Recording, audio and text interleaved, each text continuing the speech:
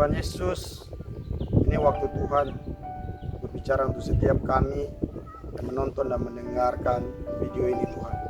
Kami masuk dalam siraman rohani, bicaralah buat setiap kami. Dalam nama Yesus kami telah berdoa, amin. Kembali lagi Bapak Ibu, kita akan mendengarkan siraman rohani.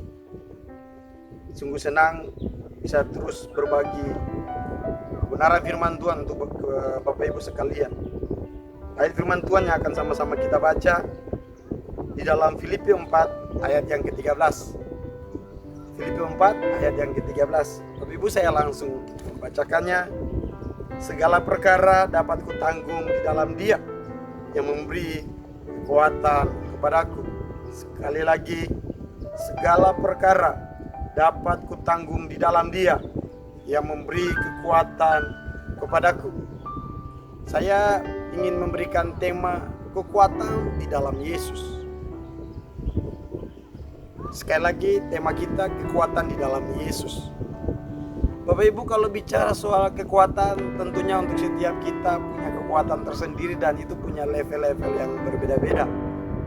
Anak kecil kekuatan fisiknya akan berbeda dengan orang yang sudah mulai remaja. Tentunya orang remaja punya kekuatan fisik yang akan berbeda dengan orang yang sudah pemuda. Pemuda juga punya kekuatan yang berbeda dengan orang tua secara fisik, mental, bahkan di dalam ilmu pengetahuan. Seringkali banyak orang yang punya kelebihan di satu sisi, ada punya kekurangan di sisi lain. Tapi di dalam konteks ini Bapak Ibu, Paulus berbicara pada jemaat di Filipi berkaitan dengan kekuatan di dalam hidup untuk menghadapi hari-hari yang penuh dengan tantangan. Paulus menulis surat ini kepada jemaat di Filipi pada ayat yang ke-13. Paulus mengatakan bahwa segala perkara dapat kutanggung di dalam Dia yang memberiku kekuatan. Artinya Bapak Ibu gini, Paulus sendiri sudah mengalami yang namanya penderitaan, sudah mengalami yang namanya pergumulan, sudah mengalami yang namanya kelaparan, kekurangan, bahkan kelebihan. Waktu ayat ini berbicara, Paulus mengatakan kepada jemaat bahwa semua itu dapat saya tanggung di dalam Dia. Paulus sebelumnya sudah mengatakan bahwa kalau soal kekurangan saya sudah merasakan, soal kelebihan saya sudah merasakan, bahkan penderitaan. Bapak kalau kita baca di dalam sejarahnya Paulus, dalam kitab-kitab yang dia tulis, begitu banyak tantangan yang dia hadapi, yang seharusnya sebagai manusia dia bisa saja putus asa dan meninggalkan Tuhan. Tetapi menarik, di dalam ayat ini mengatakan bahwa segala perkara, artinya semua hal yang Paulus alami, Paulus itu dapat menanggung karena Paulus di dalam Yesus. Kalimat kata di dalam Dia, kata di dalam Dia, ini menunjukkan bahwa kondisi seseorang yang dimana dia hidup benar-benar berpegang kepada Yesus. Apa yang dia lakukan, dia berharap kepada Yesus. Apa yang dia kerjakan, dia bersandar kepada Yesus. Tentunya kita sebagai orang Kristen, kita akan mengatakan bahwa saya sudah percaya di dalam Tuhan. Tetapi apakah kita benar-benar sudah selalu kuat di dalam setiap masalah kehidupan kita? Kalaupun kita seringkali jatuh, ingatlah bahwa kita harus di dalam Tuhan. Karena pada saat kita di dalam Tuhan, kita ada kekuatan. Bapak izinkan saya menutup siraman rohani dengan membacakan sebuah kisah dari seorang perempuan yang bernama Carolina Wilhelmina Sandel. Dia lahir pada tahun 1832.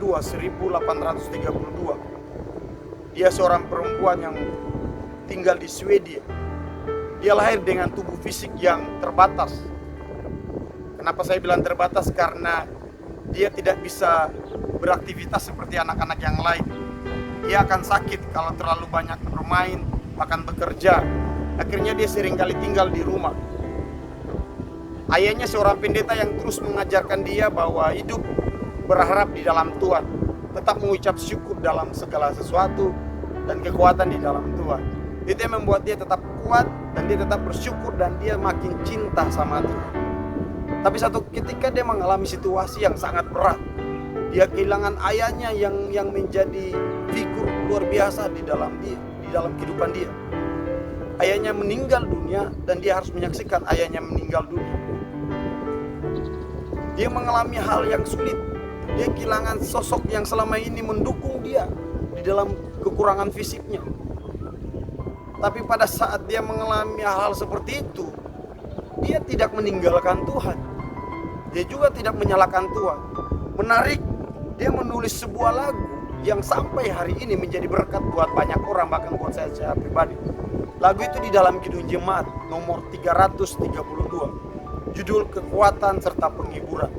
Kekuatan serta penghiburan diberikan Tuhan padaku. Kalimat demi kalimat membawa kita mengerti bahwa hidup makin berat. Hidup memang sulit, tapi kekuatan pasti kita temukan pada saat kita di dalam Tuhan. Kekuatan itu yang membuat Paulus tetap kuat, dan dia akhirnya mengatakan bahwa mati adalah keuntungan, hidup untuk Kristus. Apapun yang kita alami hari-hari ini, situasi apapun yang kita alami, pada saat kita mulai merasa lemah, kita mulai merasa tidak mampu, ayat ini berbicara buat kita bahwa segala perkara dapat kita tanggung pada saat kita mau hidup di dalam Dia yang memberi kita kekuatan. Terima kasih. Tuhan Yesus memberkati kita berdoa. Tuhan Yesus, terima kasih. Biarlah kebenaran firman Tuhan menjadi kekuatan dalam hidup kami semua, Tuhan, agar kami menjalani hari depan bersama dengan Tuhan. Dalam nama Yesus kami telah berdoa. Amin.